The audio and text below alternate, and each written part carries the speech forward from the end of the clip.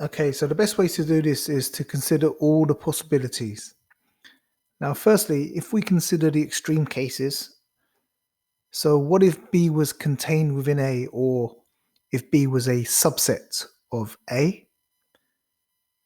So I've got here, if B it was entirely within A, then we want P, which is the intersection with A and not B. So it's just this shaded region here. So that's P, and in this case, P would be just the difference between this and this. So that's 0.4.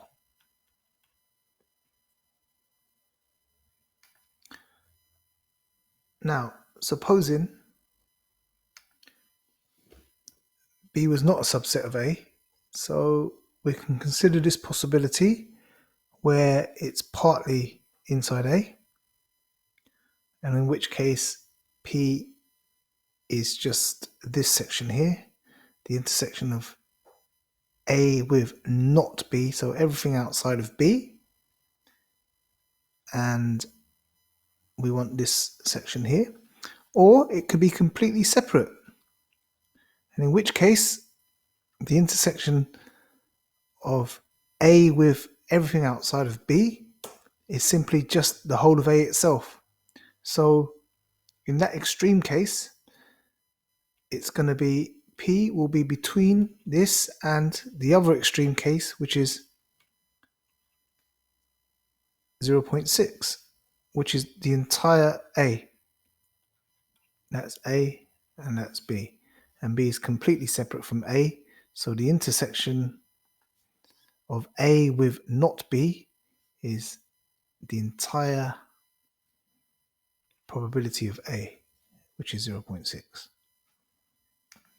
And so the range of possible values of P would be between 0.4 and 0.6. Now for part B, let's look at the extreme case and see if that's possible. So we know that the intersection of A, B, and C is 0.1. Now this scenario cannot be possible. So B can't be entirely within A, and A like that, because that means that the intersection of A, B, and C would be exactly the entire probability of B, which is 0.2, if it was this scenario. But it can't be, because we are given that the intersection of all three is 0.1. So we know that that's not possible. Is this possible? Well, if A and B both lie within C, then it's certainly possible that the intersection of all three is 0.1, but it means that B cannot be entirely within A. So this scenario is possible. And therefore the probability that we want, Q, is simply everything, the intersection of A with not B, so everything outside of B, and within C. So if A and B are within C, but A and B are separate, which they must be according to this information, then this is possible. So Q could be 0.1 minus A, so that's 0.5, if this was the situation.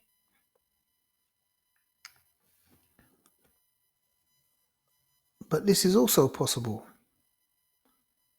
because we know that A and C must overlap, because C is 0.7 and A is 0.6.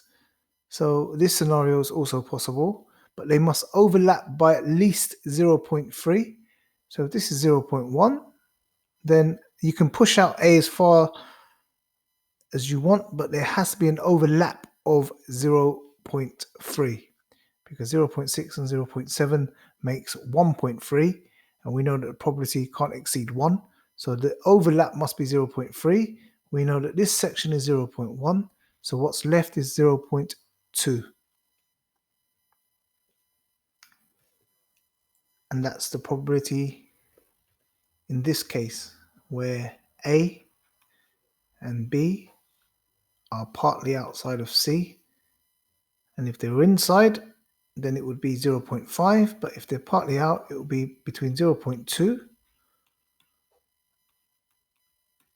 And so this is the range of possible values of Q, considering both cases.